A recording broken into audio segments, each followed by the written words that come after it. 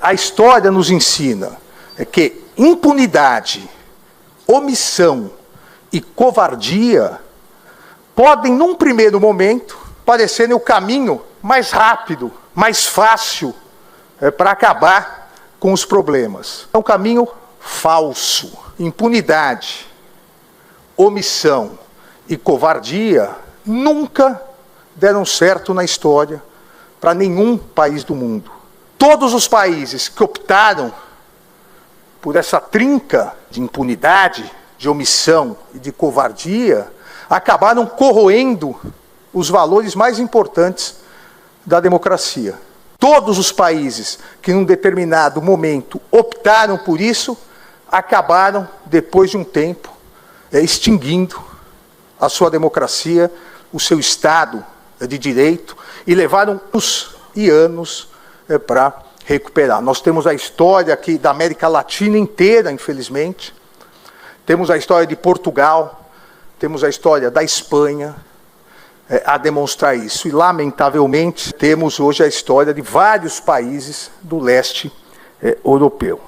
Nenhum desses países que optou por isso conseguiu sobreviver à normalidade institucional. A história recente mostra, a história não tão recente agora, de 80 anos, a história mostra que os países, a época pré-Segunda Guerra, que optaram por isso, atacando os três pilares das democracias ocidentais, os pilares básicos, liberdade de imprensa, eleições livres e periódicas e independência do poder judiciário, ou do ramo judiciário, como se chama em países parlamentares. Todos os países que atacaram esses três pilares sempre tiveram exatamente o mesmo discurso para acabar com a democracia, para acabar com a liberdade de imprensa, para extinguir as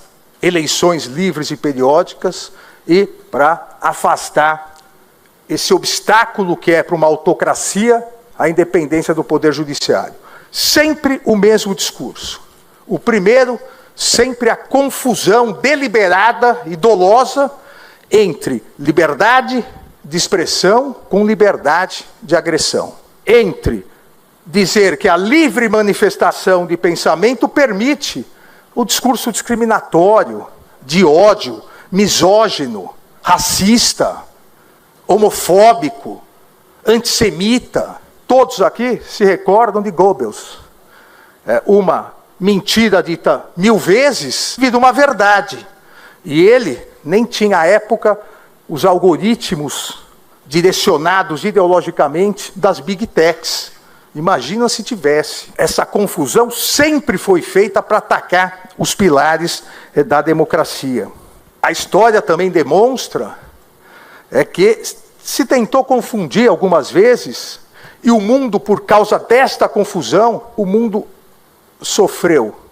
85 hoje é a conta moderna que se faz de mortos na Segunda Guerra, e 85 milhões de pessoas, entre civis e militares, e 6 milhões de judeus exterminados em campos de concentração, porque num determinado momento se confundiu covardia com apaziguamento. A covardia de não se enfrentar corretamente o que se deveria enfrentar com a política de apaziguamento de Chamberlain. E permitiu com isso que Hitler dominasse a Europa. Então, omissão, impunidade, covardia, apaziguamento não existe num Estado democrático de direito. O que existe no Estado democrático de direito é a aplicação da Constituição, a aplicação da lei. O que existe no Estado democrático de direito é liberdade com responsabilidade. Você tem, como todos nós temos, liberdade para nos manifestarmos como quisermos, para atuarmos, para conspirarmos como quisermos. Só que nós temos que ter coragem de aceitar a responsabilidade. Democracia é o governo da liberdade com responsabilidade igual para todos. Liberdade, responsabilidade com igualdade. Somente nas autocracias, o autocrata pode querer exercer sua liberdade sem limites e não ser responsabilizado. E por que isso? Eu volto a dizer, nós temos exemplos atuais no leste europeu, que nessas autocracias, sobre o falso lema que deve haver uma contenção de determinados setores, imprensa, judiciário, se acabou com a liberdade de imprensa, se prendeu ou foram afastados milhares de juízes e promotores, como na Hungria, sobre o falso lema de que eles precisam se autoconter, porque eles estão barrando o ataque à democracia, estão barrando tudo que eu quero fazer. Isso é coisa de autocrata, isso é coisa de ditador. E esse método não funcionou, não vai funcionar. Aqueles que tentarem no Brasil serão responsabilizados. Não se pode atentar contra a democracia e, se der certo, é uma ditadura. Se não der certo, desculpa, volto para casa para me reorganizar. A liberdade com responsabilidade. Quem não quer ter responsabilidade é porque não tem coragem de assumir os seus atos. E no Brasil, nós mantivemos, e o nós que eu digo é a sociedade brasileira, nós mantivemos firmes os 3 pilares das democracias ocidentais. A imprensa livre, em que pese os ataques incessantes que a imprensa livre, a imprensa tradicional, a imprensa séria, vem sofrendo há anos de direcionamentos pagos pelas big techs, ataques a jornalistas, mas a imprensa livre, que é pilar da democracia, permanece firme. Nós conseguimos.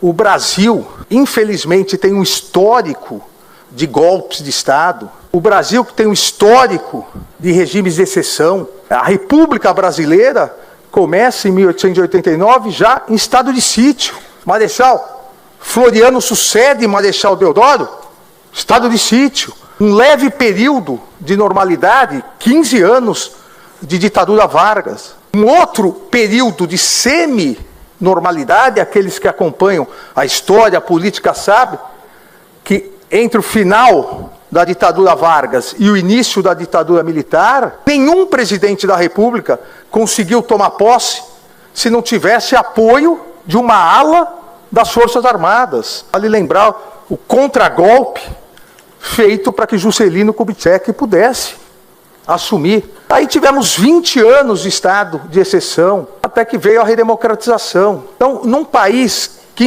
infelizmente tem um histórico de golpismo, nós temos 37 anos de Estado democrático de direito e de estabilidade institucional, que eu repito, não significa tranquilidade, ou como na aeronáutica se diz, céu de brigadeiro. Significa que nós temos mecanismos importantes, instrumentos necessários para garantir essa normalidade. E nesses momentos onde há intranquilidade, nesses momentos onde a necessidade da aplicação dos instrumentos que a Constituição prevê para garantia da estabilidade democrática, do fortalecimento das instituições, a história do Brasil e do mundo.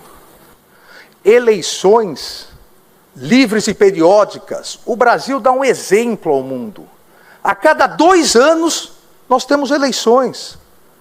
De 2 anos, ou nós elegemos os nossos representantes gerais, ou os locais, tanto do Legislativo quanto do Executivo.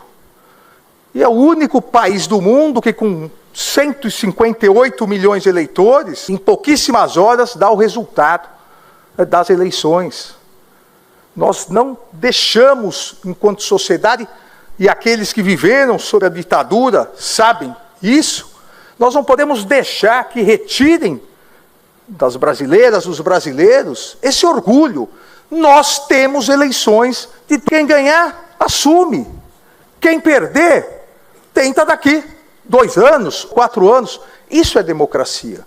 Isso é liberdade com responsabilidade. Nós temos, então, imprensa livre, nós mantivemos eleições livres e periódicas e, apesar de todos os ataques, nós mantivemos um poder judiciário independente no Brasil. Só um poder judiciário independente é respeitado.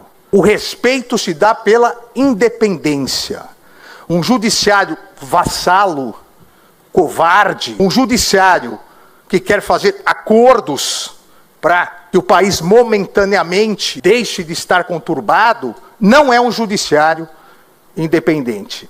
E o judiciário no Brasil é um judiciário independente. O judiciário que não é independente não tem o direito de ser chamado judiciário. Eu posso garantir aos senhores e às senhoras que no Brasil o judiciário é independente e é corajoso. Os ataques podem continuar a ser realizados de dentro ou de fora, pouco importa. O juiz que não resiste à pressão, que mude de profissão e vai fazer outra coisa na vida. O judiciário, ele cresce com a pressão, porque essa é a função do juiz, julgar e decidir, manter a democracia e o Estado de Direito. E é isso que nós chegamos agora em 2025. É exatamente nesse momento que nós estamos.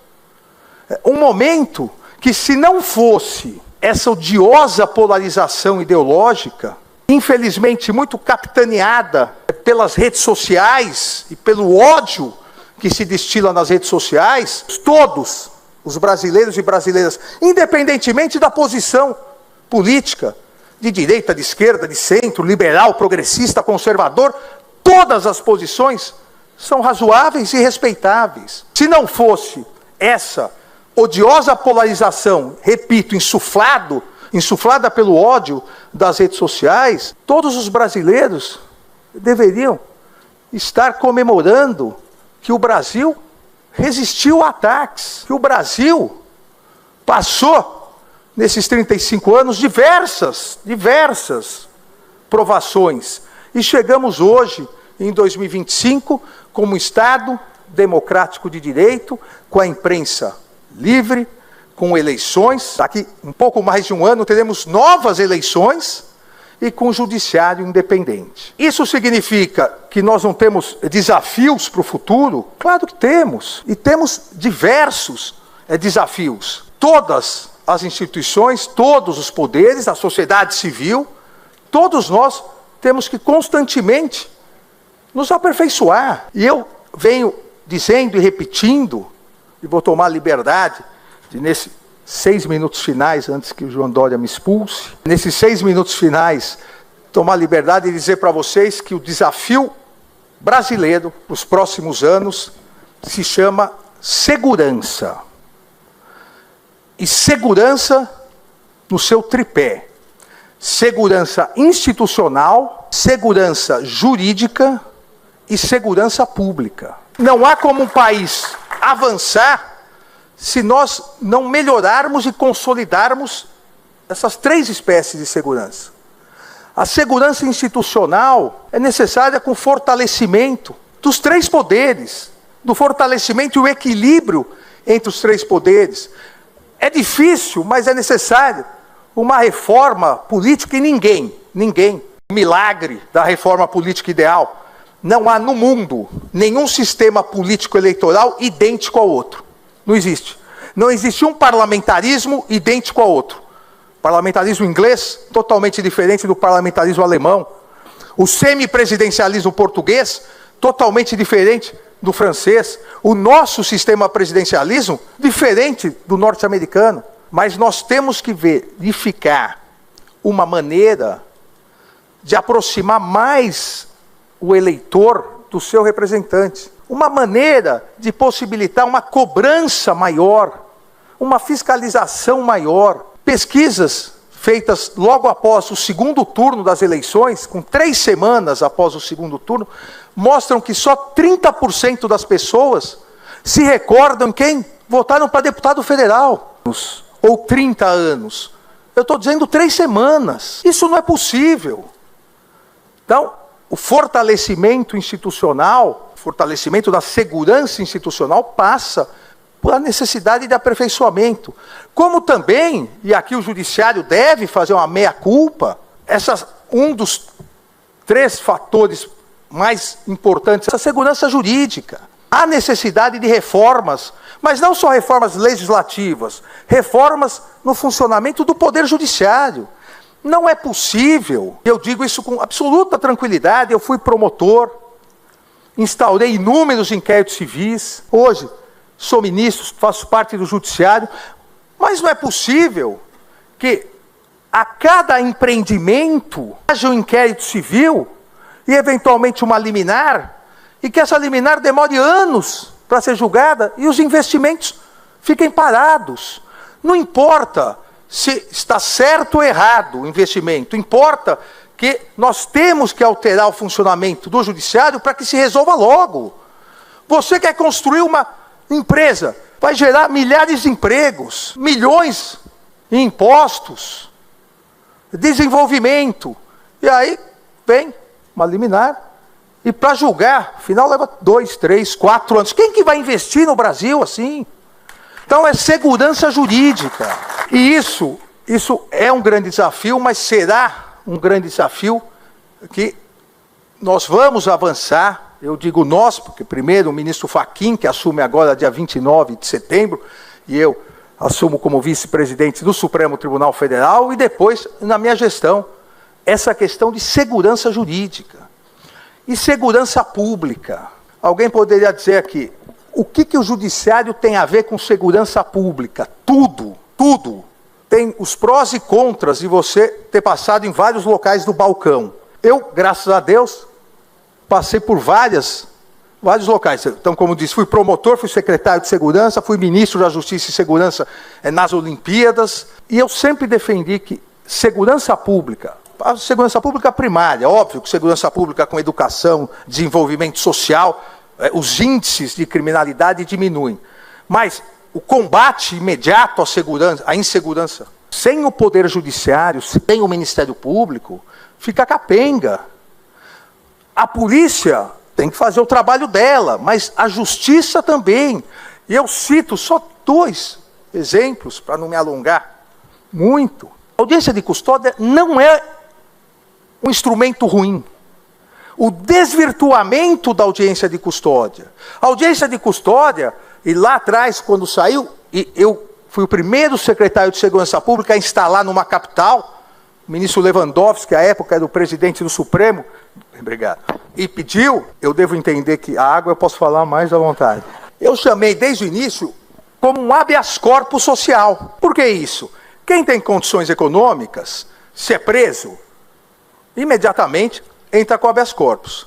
Infelizmente, e agora já vem melhorando em virtude da estruturação das defensorias públicas. Mas quem não tem, às vezes fica nas semanas. Então qual é a ideia? Você leva para ver a regularidade da prisão, para ver se a prisão não teve abusos.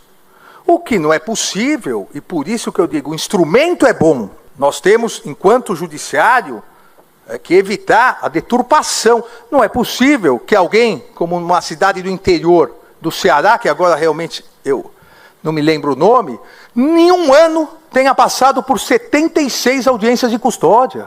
É o recorde mundial. Dá mais de 6 audiências de custódia por mês. Ora, o juiz não pode, solta, comete o crime, solta. Então, nós temos, e o nós aqui é uma meia-culpa do judiciário, é que reestruturar comarcas. A ideia de em cada comarca, um juiz criminal, é uma ideia do século XIX. Várias mudanças foram feitas.